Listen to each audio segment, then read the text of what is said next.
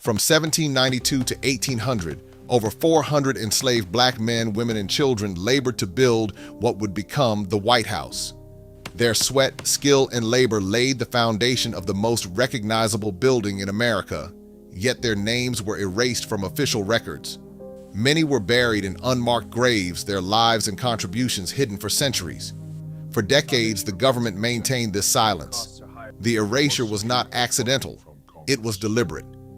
Even in 1901, a construction crew discovered remains beneath the East Wing's foundation, prompting an immediate halt and strict orders of secrecy. These discoveries hinted at a truth the young republic could not acknowledge: the cost of America's iconic symbol had been human lives. The enslaved workers were denied literacy, treated as commodities, and forced to endure brutal labor with no voice in history. Yet their resilience and skill made the White House possible. Their stories, though largely unrecorded, are essential to understanding the building's history and the foundations of early America. If you want to uncover more untold truths from history and honor the voices that were erased, make sure to like, share, and subscribe, because the stories they tried to bury are about to come to light.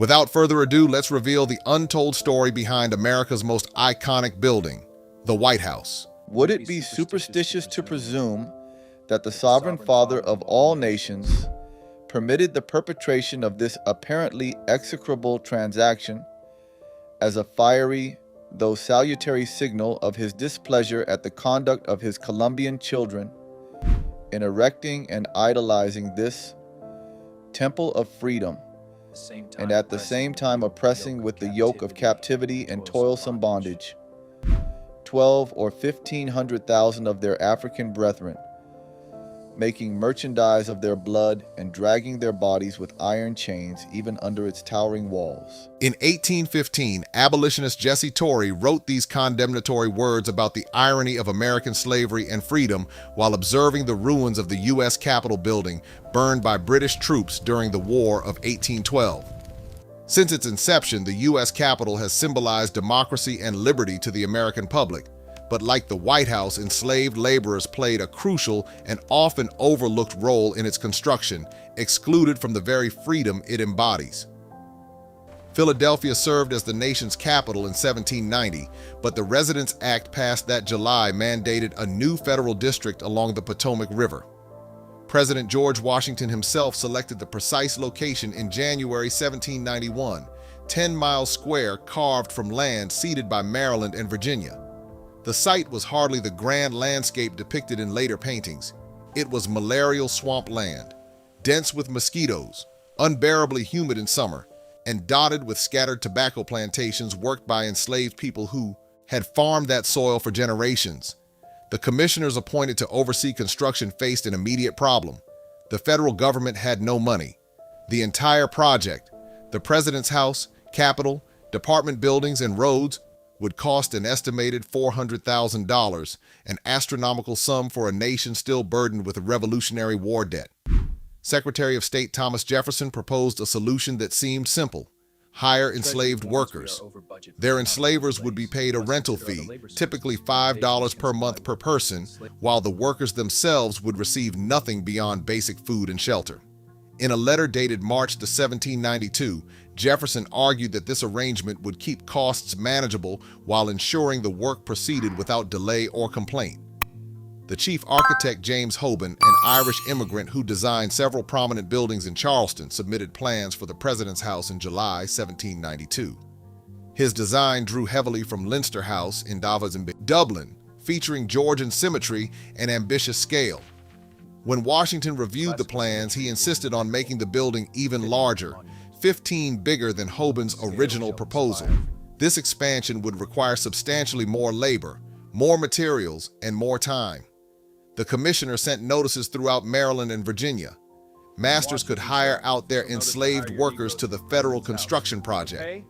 The compensation was reliable, and the government promised to return the workers unharmed. That promise would prove worthless. By November 1792, approximately 150 enslaved workers had been assembled at the construction site. They came from plantations throughout the region from Lyon County, Charles County, Montgomery County, Prince George's County. Their masters' names appear in the commissioners' payment ledgers: Daniel Carroll, Nodley Young, Samuel Davidson, William Brent, but the workers themselves were listed differently. The ledgers show only first names, sometimes not. Even that, just Negro man or Negro boy, followed by an age estimate. Tom, age 23. Peter, age 19, a boy called Harry, perhaps 14, a man named Len, who the records suggest was over 50, too old for such brutal work, but hired out anyway because his master needed the monthly payment. The work began immediately, though winter was approaching. The first task involved clearing the site, removing trees, draining swampland, excavating the foundation. Philadelphia served as the nation's capital in 1790, but the Residence Act passed that July mandated a new federal district along the Potomac River.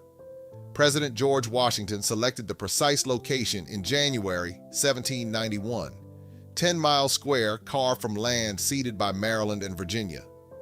The site was hardly the grand landscape depicted in later paintings. It was malarial swampland, dense with mosquitoes, unbearably humid in summer, and dotted with scattered tobacco plantations worked by enslaved people who had farmed that soil for generations. The commissioners appointed to oversee construction faced an immediate problem. The federal government had no money. The entire project, the President's House, the United States Capitol, department buildings, and roads, would cost an estimated $400,000, an enormous sum for a nation still burdened with Revolutionary War debt. Secretary of State Thomas Jefferson proposed a solution that seemed simple: hire enslaved workers. Their enslavers would be paid a rental fee, typically $5 per month per person, while the workers themselves would receive nothing beyond basic food and shelter. In a letter dated March 1792, Jefferson argued that this arrangement would keep costs manageable while ensuring the work proceeded without delay or complaint. In 1790, the Residence Act had officially established the new capital along the Potomac, and Washington selected French engineer Pierre-Charles L'Enfant to survey and plan the federal city, later known as Washington, D.C. L'Enfant oversaw the plans and early construction stages for two major structures, the President's House and the Capitol. A national competition was later held to choose the Capitol's final design, judged by Washington, Jefferson, and the commissioners of the Federal District, Thomas Johnson, David Stewart, and Daniel Carroll. The lengthy process of constructing the Capitol relied upon free and enslaved laborers at every step. As a city in its infancy, Washington frequently faced shortages of free white craftsmen for hire. The arrangement proved financially lucrative for those involved, keeping labor costs low for the fledgling government while providing between $55 and $65 a year for enslavers. It also allowed the federal government to avoid purchasing enslaved people outright. Polish writer Julian Niemcewicz observed the Capitol worksite while visiting Washington in the 1790s, writing, "I have seen slaves in large numbers, and I was very glad that these poor unfortunates earned $8 to $10 per week. My joy was not long-lived. I am told that they were not working for themselves. Their masters hired them out and retained all the money for themselves. What humanity? What a country of liberty!" Enslaved laborers toiled alongside free black and white men in the federal city, and many worked on both the White House and the U.S. Capitol. Research by historian Bob Arnebeck shows that at least 200 known enslaved laborers were a part of these projects. The Capitol construction process began with the excavation of raw materials. One of these resources was aquea sandstone, applied to the exterior facade and interior details of the Capitol building. Much of the sandstone came from quarries in Stafford County, Virginia, in particular Government Island, which was purchased by the U.S. government in 1791. According to historian William C. Allen, the quarry itself was staffed by 40 stout-armed Negro men and a number of free workers, and the labor executed there was physically intense. These men excavated stone from the earth and transported it via boat up the Potomac River to Washington, D.C. for use in building projects. At the time, Washington, D.C. was not a city at all. It was more of a marshland and forest. Roads had to be cut, land cleared, swamps drained, stone quarried, timber harvested, brick fired, and buildings erected from scratch. When construction began, Capitol Hill was wooded. Laborers thus worked to clear the area by chopping trees, moving soil, and preparing for the building's foundation. After the land was cleared, enslaved laborers were assigned to a wide range of tasks on the construction site. Their work extended far beyond basic manual labor. They were involved in carpentry, masonry, carting materials, rafting timber, roofing, plastering, glazing, painting, brickmaking, and sawing lumber. While many were tasked with the physically demanding job of hauling heavy building materials and cutting timber, others carried out highly skilled trades. Some worked as carpenters, stone cutters, bricklayers, and masons, roles that required training, precision, and craftsmanship. Others were forced into backbreaking manual labor, digging trenches, clearing land, carrying loads that strained muscle and bone under the heat of humid summers and the chill of raw winters. The White House was not assembled gently. It was built through physical exertion measured in calluses, bruises, and exhaustion. Their expertise was essential to the project's progress, even though their names and contributions were rarely recorded in official documents. Their work required skill, practice, and endurance, though enslaved workers typically worked without compensation or recognition. Overseers supervised the progress of enslaved workers each day. DC's commissioners directed them to keep the yearly hirelings at work from sunrise to sunset, particularly the Negroes, and work hands typically labored 6 days a week. Exhausted at the end of a long day of physical toil in the hot humidity of summer or the cold of DC winters, enslaved men retired to huts on site. Overseers distributed meal rations including whiskey, Indian or cornmeal, and salted meats. After a night of rest, their work cycle began again. Capital construction took a physical and emotional toll on these individuals.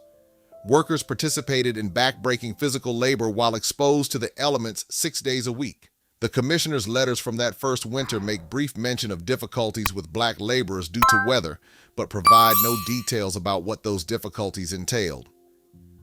A note dated December 14, 1792, records the replacement of 3 workers who could not continue without explaining why they were unable to work or what became of them. One laborer who did leave a trace in the records was a man named Isaac, hired from a plantation owner named Samuel Hanson. Isaac was a skilled carpenter, one of several enslaved craftsmen brought to the project because their expertise was essential. The commissioner's correspondence shows that Isaac worked on interior carpentry throughout 1793 and 1794, and that Hanson received payment for Isaac's labor through November 1794. After that, Isaac's name disappears from the ledgers. No note of his return to Hanson's plantation, no record of sale or transfer. Simply absent from the documents, as though he had never existed. Another name that appears frequently in early records is Peter Lennox, a quarryman enslaved by Martha Custis Peter, step-granddaughter of George Washington. Lennox supervised stone cutting at the government quarry in Aquia, Virginia, where the cream-colored sandstone for the president's house was extracted. Quarry work was among the most dangerous tasks. Massive blocks of stone had to be cut, lifted, and transported without modern equipment.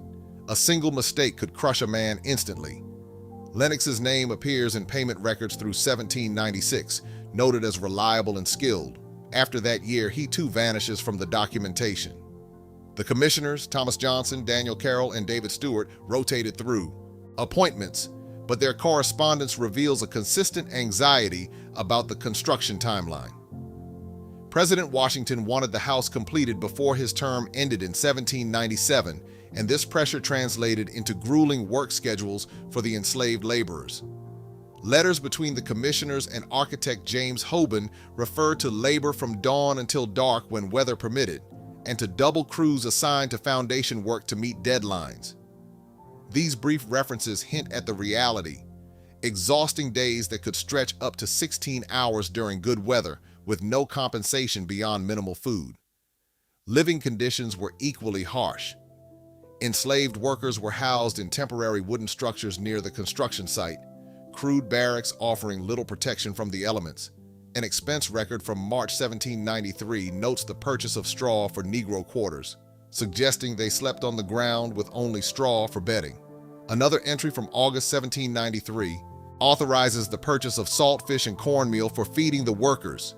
the cheapest provisions available, just enough to sustain labor. Disease was inevitable.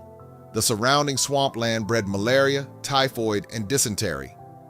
The commissioner's letters occasionally mention sickness among the workforce, always framed as an inconvenience to the construction schedule.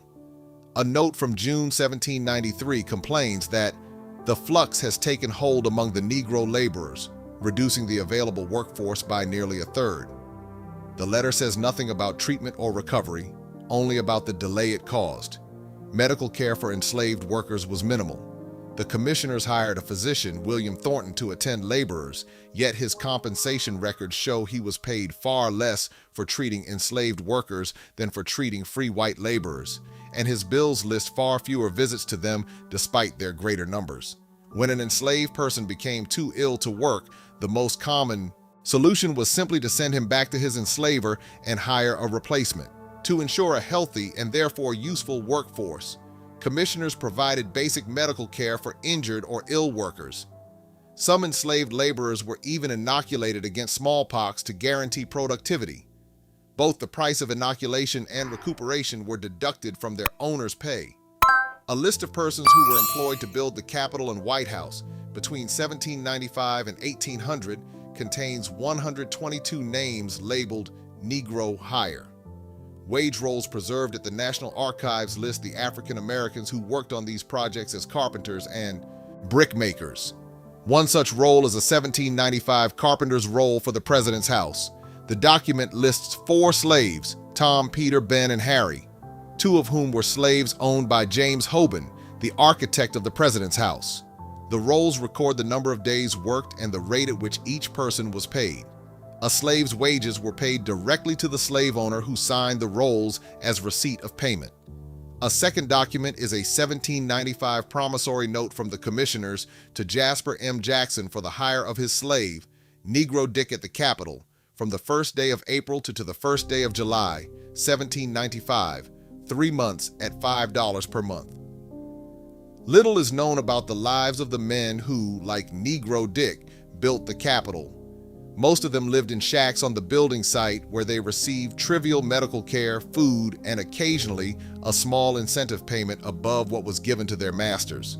Moreover, most of these enslaved workers came from plantations in southern Maryland or northern Virginia and were separated from friends and family upon being sent to work in the federal city. These undesirable conditions resulted in various documented forms of resistance, including self-emancipation from work on federal building projects. In 1793, for example, an enslaved laborer named Jacob absconded from his employment in the federal city, according to Bob Arnebeck. His owner offered a $6 reward for his return. In 1827, Christina Hamilton placed an ad for a runaway slave named Daniel Brown in the National Intelligencer, which reads, "Ran away from the subscriber on Sunday, a Negro man who calls himself Daniel Brown. He was purchased about a year ago and has been employed of late as a laborer at the Capitol." Hamilton offered a $50 reward for his return. Everyday resistance by enslaved workers also may have taken the form of deliberately slow labor, a reclamation of their own time and energy, and continued from the 1790s through the 1860s, delayed by inadequate funding and labor shortages.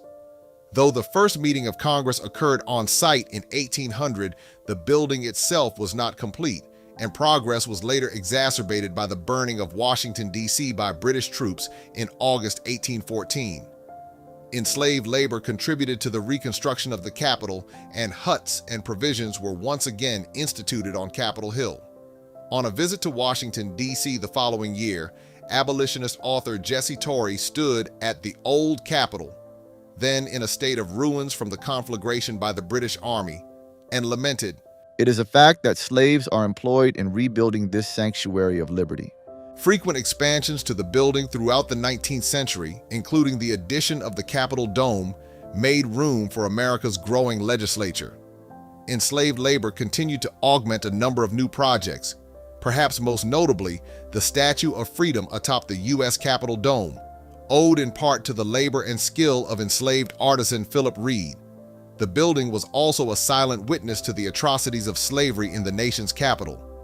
Nearby stood the Yellow House Slave Jail, where future President Abraham Lincoln commented in 1854 that, "In view from the windows of the Capitol, he could see a sort of Negro livery stable, where droves of Negroes were collected, temporarily kept, and finally taken to southern markets, precisely like droves of horses." Abolitionists often juxtapose the Capitol, the symbolic heart of American democracy and liberty, with the hypocrisy of slavery, writing, "Scenes have taken place in Washington this summer that would make the devil blush through the darkness of the pit if he had been caught in them. 60 human beings were carried right by the Capitol yard to the slave ship." The White House was essentially complete enough for residents by November 1800. President John Adams moved in that December, making him the first U.S. president to live in the executive mansion. Thomas Jefferson followed in 1801, and during his presidency, interior renovations and expansions continued, but the quiet fact remained. The building Adams and Jefferson lived in was built in part by unnamed hands that would not be celebrated on plaques or in paintings. Years after the White House was first completed, the building would endure another defining moment. During the War of 1812, British forces set fire to the structure in 1814. Flames gutted the interior, leaving blackened walls and a scarred symbol of national vulnerability. Reconstruction began swiftly.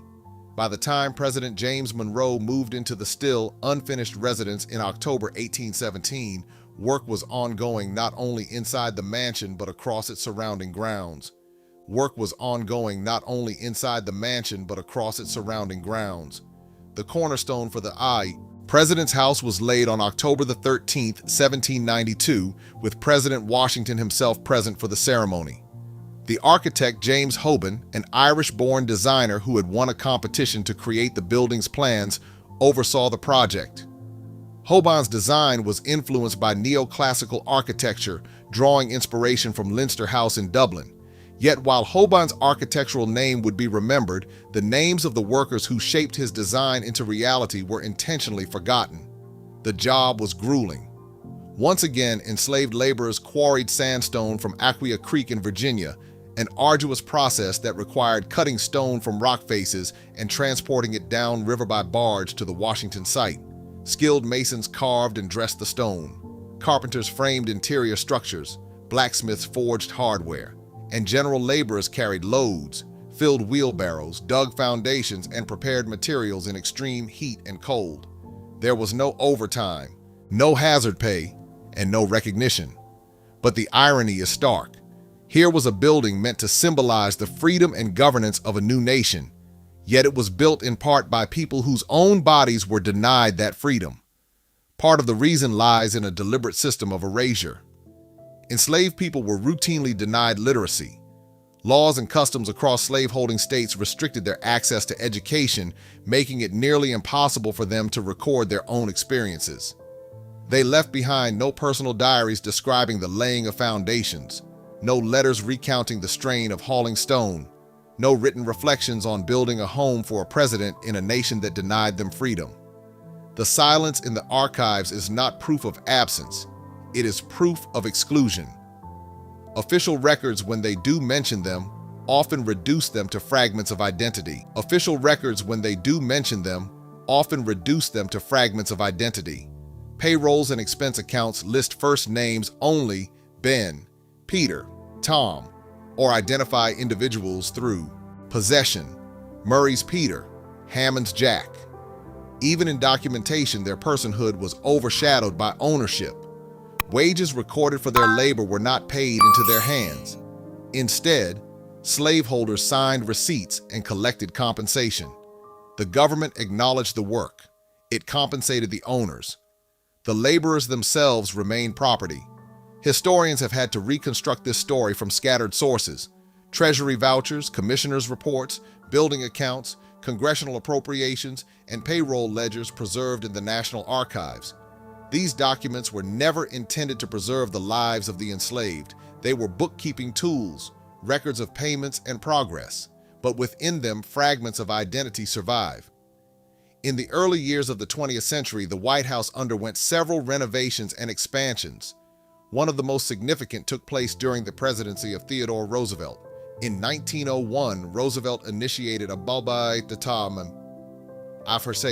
series of changes to modernize the executive mansion and to adapt it to the growing demands of a federal government that had outgrown its 18th century design. Part of these renovations involved groundwork near the East Wing, an area that in later decades would evolve into a full wing of the presidential complex. During this period of excavation, the work did not unfold as routinely as planned. Crews labored beneath the grounds near what would later be incorporated into the East Wing, cutting into soil that had rested undisturbed for generations. All of a sudden, something interrupted the steady rhythm of the dig. Tools struck against material that was neither stone nor debris from earlier construction. The pace slowed. Supervisors were summoned. What had begun as routine groundwork quietly shifted into something far more serious. It was at this point, as later recounted in local lore and historical discussions, that construction workers reportedly uncovered human skeletal remains beneath the foundation area. The discovery, though referenced in subsequent accounts, does not survive in any extensive official documentation that's publicly available, likely because deliberate efforts were made to suppress the information, keeping it hidden from public knowledge and out of official records. According to the scant eyewitness accounts that have been pieced together, excavation was temporarily halted once the remains were identified. There was no prominent newspaper coverage and no detailed public government statement outlining what had been found. Instead, administrative oversight tightened around the site. Control over the handling and reporting of the discovery fell to federal authorities, and few details were released beyond those directly involved in the work. The remains were reportedly removed, and construction eventually resumed.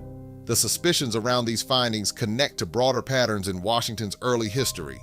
Throughout the late 18th and early 19th centuries, the city, including the land beneath what is now Lafayette Square and the White House grounds, was crisscrossed by burial sites, informal cemeteries, and family plots. Urban development in later decades often disturbed these old burial grounds, and remains were sometimes unearthed with little or no formal acknowledgment.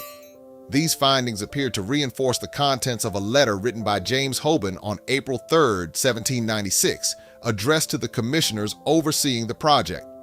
In the letter, Hoban noted that several stone blocks being set into the north wall bore unusual markings, shallow scratches that seemed deliberate rather than the result of quarrying or transportation.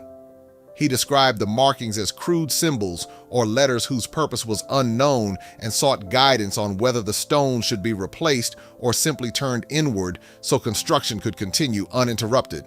The matter was treated as minor.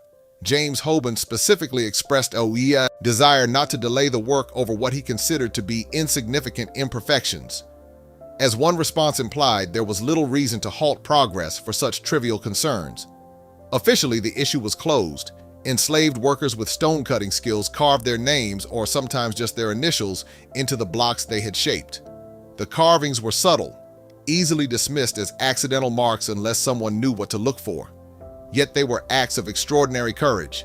If discovered during the carving, the punishment would have been severe. Still, they did it. These were men whose names appeared in official ledgers only as Tom, Peter, or simply Negro Man. Yet in stone, they sometimes carved fuller names like Isaac before those blocks were set into the walls of the president's residence. It was their quiet declaration: "We were here. We built this. Remember us." Hoban never reported finding additional marked stones. This suggests one of two possibilities. Either he stopped noticing them, or he stopped reporting them. Given the commissioner's dismissive response, the latter seems more likely. Why continue to inform officials about something they had already deemed irrelevant? The marked stones were not rediscovered until 1902 during President Theodore Roosevelt's renovation of the building. Workers removing plaster from the interior walls uncovered stones with carvings turned inward, exactly as Hoban had been instructed to place them. The renovation supervisor, Charles McKim, recorded the discovery in his private notes. Found various stones with crude markings on interior faces. Some appear to be initials or names. Origin certain, likely made by workers during construction. McKim's note indicates that he understood the importance of the discovery. Yet no official report was ever submitted. The stones were left in place, concealed behind fresh plaster. However, the marked stones represented only a small portion of what had been intentionally hidden. The more significant concealment began in the summer of 1797, following an incident that threatened to damage the project's already fragile reputation. July 1797 brought one of the most intense heat waves anyone could remember. Temperatures soared above 100 degrees for consecutive days. The combination of extreme heat, swampy terrain, heavy humidity, and inadequate water supplies created disastrous conditions for the laborers. Within 2 weeks, dozens of enslaved workers became ill with what the commissioners vaguely described in their correspondence as summer fevers. Urgent letters were dispatched to plantation owners. Your workers have fallen sick and cannot continue. Send replacements immediately. These letters are unusually numerous for late July and early August 1797. At least 23 have survived in the archives. Each one requests immediate replacement laborers, suggesting that the number of sick workers likely exceeded 23, perhaps by a considerable margin. What became of those workers? The commissioner's papers contain no follow-up correspondence explaining their fate. The plantation owners' replies are revealing in their silence. They expressed no concern about the condition of the sick workers. Instead, they promptly sent replacements. There is no mention of the ill workers being returned, nor any record of their recovery or deaths. Collins Williamson's diary entries from this period are deeply unsettling. The sickness spread through the Negro quarters like wildfire, he wrote on July 23, 1797. I have seen at least a dozen men too weak to stand, yet there is no physician attending to them. They lie in those wretched barracks burning fever, and no one seems concerned except to determine when replacement workers will arrive. I asked the commissioner's man what provisions had been made for treatment. He told me the sick ones have been moved to an isolated area to prevent contagion from spreading to the others. When I asked where this isolated area was, he became evasive and told me it was not my affair. Williamson's entry from July 28th is more disturbing. I have learned where the sick are being kept. There is a hastily constructed shed near the old kiln side, perhaps a formal away from the construction. I walked this morning despite being told to keep to my assigned area. What I found troubles me deeply. At least 20 men lie in that shed with almost no care. One woman, a young girl, really cannot be more than 16, tends to them as best as she can with nothing but water and rags. The heat inside the shade is unbearable. Many of the men are clearly dying. I confronted the overseer about this barbaric treatment and was told quite plainly that the commissioners cannot afford to halt construction because of illnesses, that the sick will either recover or they won't, and my job at Stonewalk is not nursing. I feel ashamed to be part of this enterprise. William's name does not appear anywhere in the official records. He exists only in fragments, in passing references and unfinished notes. Enslaved women also labored on the project, though their contributions were largely confined to domestic and support roles such as cooking and washing. Like so many others, their presence was scarcely documented, as if their work and their lives were incidental. The young girl in question may have been brought in specifically to care for the ill. It was not uncommon for an enslaved person with experience tending the sick to be temporarily hired out, only to be returned to her enslaver once the crisis had passed or once the patient had died. Williamson's final entry on the matter, dated August 5, 1797, is striking for its stark brevity. The shed beside the kiln stands empty now, all of them gone. I inquired about the men who had been housed there. I was told they had recovered and were sent back to their plantations. Yet I saw no wagons come to collect them. I saw no men walking away, nor any being assisted. The shed is vacant, and no one will speak of it. I fear something dreadful has occurred, though I have neither proof nor anyone who would care to hear it. If they had truly recovered and returned, there would be records, correspondence from their enslavers confirming their arrival, complaints about their condition upon return. Instead, there is only silence. That silence is perhaps the most unsettling detail of all. One of the few surviving letters from a plantation owner during this period offers a troubling clue. In 1797, Samuel Hanson, who had supplied Isaac the carpenter, wrote to the commissioners inquiring about 3 of his enslaved workers who had been sent to the project in June. His letter suggests uncertainty, even concern, regarding their fate. I had received payments for their labor through July, Hanson wrote. but they have not returned as I expected when I sent replacement workers in August. I would like to know their whereabouts and when they will return, as I have need for them for harvest. It's also important to note that burial practices for African American and enslaved communities of that era were rarely documented meticulously, especially if they were informal interments rather than managed cemeteries. Many enslaved laborers who worked in and around the White House site likely would have been buried nearby in unmarked graves that were later obscured as the city expanded. In other historical excavations in early American cities, remains of enslaved Africans have been found beneath layers of later development only to be documented long after the original burials. For example, in New York City, archaeological work in the early 1990s uncovered the African burial ground, which contained the remains of hundreds of 17th and 18th century Africans, a discovery that had been hidden beneath the urban landscape for generations and was largely forgotten until excavation.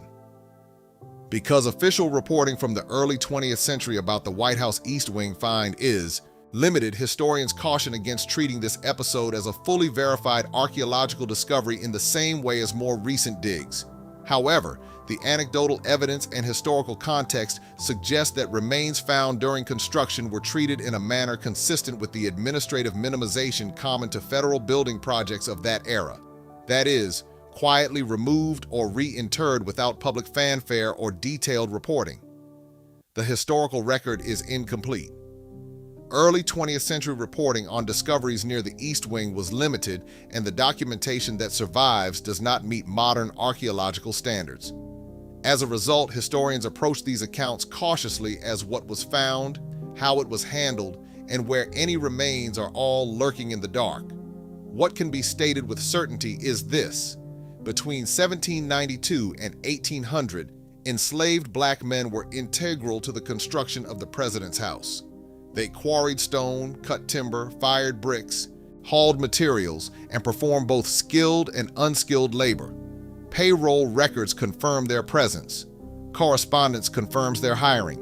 The structure itself confirms their workmanship. Yet beyond those records, much is missing. Individual lives were reduced to first names, numbers, or simply the names of the men who enslaved them. Illnesses are mentioned without detail. Workers disappear from documentation without explanation. In several instances, the paper trail ends abruptly. Whether through neglect, administrative custom, or deliberate minimization, their personal histories were not preserved with the same care as the building they helped construct. The White House stands today as one of the most recognized symbols of American governance. Its walls represent continuity, authority, and national identity, but its foundations also represent something else: the labor of men whose names were seldom recorded and whose stories were never told. Acknowledging that reality does not diminish the monument, it clarifies it. Truly, the men who built America's power vanished automatically. That brings us to the end of yet another revealing video. Support our works by hitting the thumbs up button below. Share video with friends and families to keep spreading our eye-opening Black narrative, and subscribe to stay tuned into the channel for more interesting updates if you are yet to. It's a great delight to have you on this journey with us. Thank you for watching.